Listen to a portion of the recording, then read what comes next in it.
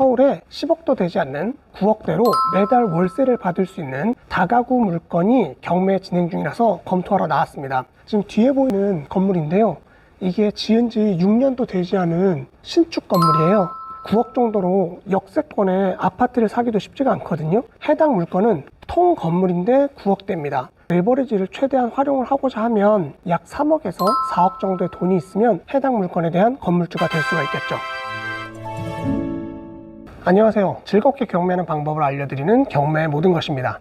시간이 진짜 빠른 것 같은데요, 어느덧 봄이 다가왔어요. 오늘은 아침에 예보를 보니까 봄비 소식이 있어서 조금 주춤했는데요, 비가 내린다고 해서 임장을 멈출 수는 없겠죠. 이곳은 은평구인데요, 재개발 재건축의 이야기가 끊임없이 나오고 있는 곳이죠. 미래 가치가 너무나 풍부하기 때문에 은평구가 아닌 금평구라고 부르기도 하는데요, 바로 GTX-A의 노선이 있기 때문이죠. 오늘 물건은 역촌역 역세권 재개발 구역 내에 있는 신축 다중주택입니다.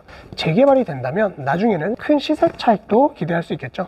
방이 무려 12개나 되고요, 신축급이기 때문에 매달 나에게 따박따박 월세를 약 530만원에서 540만원 정도를 꽂아줄 겁니다. 매달 월세를 받는 것과 더불어서 미래의 시세 차이까지 벌어다 줄 수 있는 아주 좋은 물건입니다.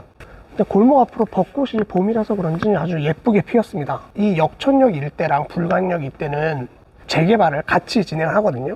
이 은평구 재개발 단지 중에서 제가 알고 있기로는 가장 큰 단지가 될 걸로 알고 있습니다.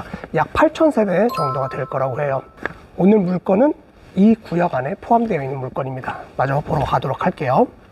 지금 뒤에 보이시는 깨끗한 건물이 오늘 경매 목적물입니다. 지금 보시면 외관 상태는 뭐 나무랄 데가 없고요, 지은 지 얼마 되지 않은 신축이라서 괜찮아 보입니다. 지금 주차장이 이렇게 되어 있는데요, 주차장이 너무 좁아요. 좁아서 차를 대기가 어렵고 지금 이쪽으로 차를 빼서 나갈 수가 없습니다. 그냥 허가를 받기 위해서 이렇게 한 것 같고요.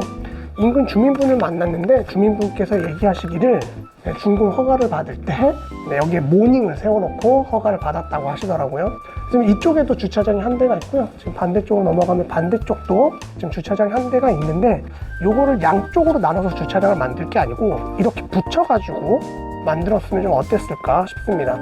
지금 뭐 건물 상태는 너무 깔끔하고요, 크게 문제가 될 것 같지 않습니다. 간판도 HB라고 예쁘게 되어 있고요. 여기 이제 아까 전에 말씀드린 반대쪽에 있는 주차장이죠. 그리고 반지하. 타일이 탈락된 데가 없고요. 괜찮습니다. 뒤쪽으로 한번 가볼까요? 뒤쪽으로 와보면 지금 계량기가 있죠. 계량기를 호수별로 잘 써놨습니다. 그래서 3개, 3개, 3개, 3개 해서 건축물 대장상에 있는 것처럼 지하부터 3층까지 있는데요, 각 층별로 3개씩 이렇게 있습니다. 이쪽에서 이쪽까지 성업 바로 껴서 구조가 있네.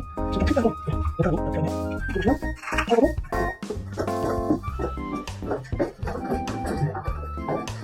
지하층에, 지금 보시면 지하층에 3개 호실이 있고요, 그리고 따로 2칸이 있는데 여기는 다용도실입니다. 다용도실에서 차고로 쓰고 있는 거고요. 보일러실이고요. 뭐 신축이라서 크게 손댈 데는 없어 보여요. 없어 보이고, 여기 지금 거주 중이신 분이 계시네요. 보통 이렇게 다가구 임장 나오시면 이렇게 정리를 해서 들고 다니시는 게 좋아요. 각 호수별로 뭐 대항력이 있는지, 뭐 보증금은 얼마이고 배당은 어떻게 받아가는지 이렇게 확인하시면 좋고요. 한번 눌러볼게요.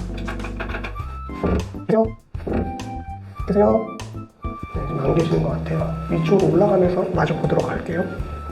2층은 201호를 빼놓고 202, 203호분은 소액 임차인에 해당되셔서 보증금을 받아가실 수 있습니다. 얼마 정도. 3층은 구조가 좀 다르네요. 2층까지는 이쪽에 보일러실이 있었는데 보일러실이 없어요. 타일 탈락된 데도 하나도 없고 너무 좋아요.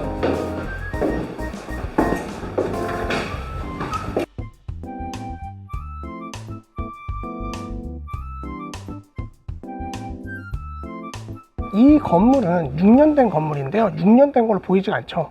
진짜 지금 방금 막 지은 건물 같아요. 호실별로 제가 실내를 좀 보고자 했는데 임차인분이 아무도 안 계셔서 실내를 보지는 못했지만 아마도 낙찰을 받으시면 따로 관리할 비용은 추가로 들어가지 않을 것 같아요. 보통 이렇게 다가구나 다중주택을 낙찰을 받으면 각각 호실별로 수리를 좀 하게 되거든요. 일전에 천안 물건도 19개나 되는 다가구 물건이었는데 호실별로 수리비를 500만 원씩만 계산을 해도 약 1억 정도가 필요합니다. 그런데 이렇게 신축 건물들은 따로 수리나 관리 비용이 들지 않기 때문에 아주 좋죠. 경기가 좋을 때는 이런 물건이 경매에 나오지 않는데요. 지금은 이런 물건들이 경매에 아주 많이 나오고 있습니다. 이런 물건을 시세보다 더 싸게 경매로 사올 수 있다는 거예요. 거기에 역촌역, 불광역 재개발까지 진행 중이죠.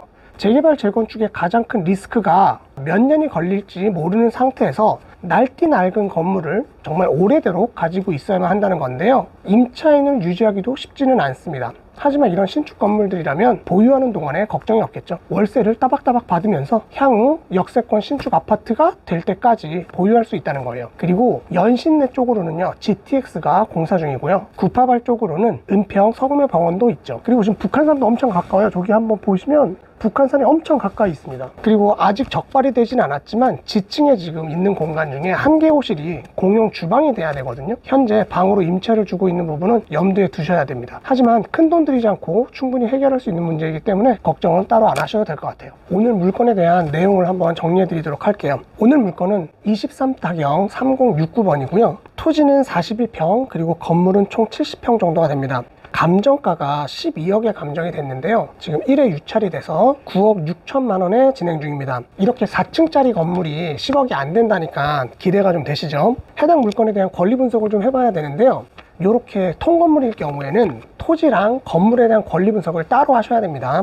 그래서 좀 요약해서 말씀을 드리자면 토지랑 건물 모두 권리 분석을 했을 때 말소 기준 권리보다 선순위 권리가 없기 때문에 부동산에 대해서 낙찰자가 인수해야 되는 권리는 따로 없습니다. 아주 깨끗한 물건이죠. 근데 부동산에 대한 권리 말고 임차인에 대한 권리를 따로 분석을 해야 되는데요. 임차인을 좀 분석을 해보자면 해당 건물에는 임차인이 10분이 계시고요. 전입일하고 말소기준 권리라고 비교했을 때 모두 다 전입일이 말소기준 권리보다 늦습니다. 즉 대항력이 없는 임차인분이에요. 그래서 낙찰받고 나서 낙찰자가 물어줘야 되는 보증금은 하나도 없고요. 더 다행인 거는 이 10분이 한 분을 제외한 나머지 분들이 전부 다 배당금을 받아가십니다. 그렇기 때문에 명도할 때 명도 난이도가 아주 낮아요. 배당을 못 받아가시는 한 분은 경매 등기 이후에 전입을 하신 분이라서 소액 임차인에 해당이 되지 않아서 배당을 받아가실 수가 없고요. 그런데 이분은 월세 계약을 하신 분이라서 월세를 경매가 진행되는 동안에 내지 않고 계시다면 손해 금액이 워낙 작기 때문에 이분도 명도하는 데 큰 문제는 되지 않을 겁니다. 명도 난이도가 아주 쉬운 물건이에요. 네, 여기까지 권리적인 부분은 마무리가 됐고요. 수익적인 부분도 한번 정리를 해볼게요. 이 부분의 시세를 조사를 해보면 원룸의 경우 약 500에 50만 원 정도의 월세를 받을 수가 있습니다. 그렇게 되면 여기는 총 12칸이니까요. 회수되는 보증금은 6천만 원이고 매달 받는 월세의 총합은 약 600만 원 정도가 됩니다. 지금 현재 물건은 9억 6천만 원까지 유찰이 됐고요. 10억에 낙찰을 받았다고 가정을 하면요. 레버리지를 최대한 활용을 해서 7억 정도 대출을 일으키게 될 거고요. 내 돈 3억 정도를 투자를 하게 됩니다. 그러면 총 받은 월세 600 중에서 대출이자를 납부를 하게 되면 250에서 300 정도의 월세 세팅이 가능하게 됩니다. 그리고 세금적인 부분은 각자 취득세 부분이 다르기 때문에 제가 영상 하단에 취득세에 대한 표를 올려드릴 테니까요. 참고하시면 되겠습니다. 네, 오늘은 따박따박 월세를 받음과 동시에 시세 차익도 노릴 수 있는 물건을 같이 검토해 봤는데요. 경매에 입문을 하시면 이런 물건들을 꾸준히 입찰을 하면서 계속적으로 수익을 만들어낼 수가 있습니다. 영상을 보시고 경매에 관심이 생기셨거나 경매를 배워보시고 싶으신 분들은 학원으로 연락 주시면 언제든지 상담 도와드리도록 하겠습니다. 긴 영상 시청해주셔서 감사드리고요. 다음 영상에서 만나 뵙도록 하겠습니다. 감사합니다. 네, 재개발이 진행 중이거나 재개발을 하고 싶어하는 곳들의 임장을 나가보면 이렇게 보시는 것처럼 빨간색 벽돌로 노후된 건물도 있는 걸 확인하실 수가 있습니다. 건물이 낡은 것도 문제가 되긴 하겠는데요. 그것보다 더 시급한 건 바로 이 도로예요. 지금 보시면 도로 폭이 엄청 좁습니다. 차 2대가 교행을 할 수가 없어요. 이렇게 되다 보면 위급한 시기가 됐을 때 소방차나 앰뷸런스들이 들어올 수가 없겠죠. 그렇기 때문에 이런 재정비 사업은 조금 빨리 진행이 됐으면 하는 소망이 좀 있습니다.